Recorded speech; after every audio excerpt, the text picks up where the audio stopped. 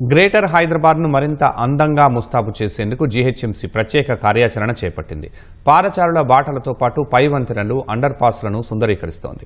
ఇందుకోసం 149 కోట్లు మంజూరు చేసింది. 6 జోన్లలో సుందరీకరణ పనులను మొదలుపెట్టిన బల్దియా 5 కోట్ల విలువైన పనులను పూర్తి చేసింది. ఫుట్పాత్ పక్కనున్న గోడలు, పై వంతెనలు, అండర్ పాస్లలో స్ఫూర్తినిచ్చే చిత్రాలు, ప్రకృతి రమణీయతను చాటేలా తీర్చిదిద్దిన దృశ్యాలు అటుగా వెళ్లే వారిని ఆకర్షిస్తున్నాయి.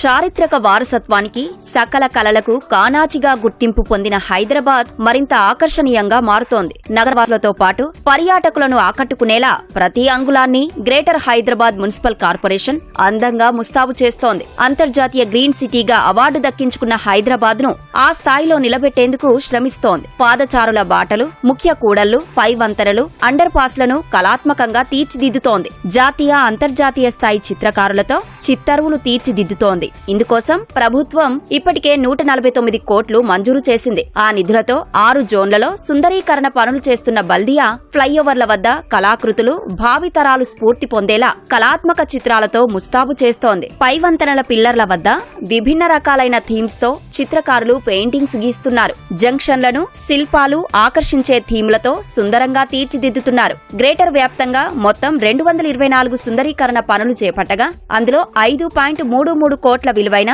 15 పనులు పూర్తి చేశారు. మిగతా 209 సుందరీకరణ పనులు వివిధ దశల్లో ఉన్నాయి.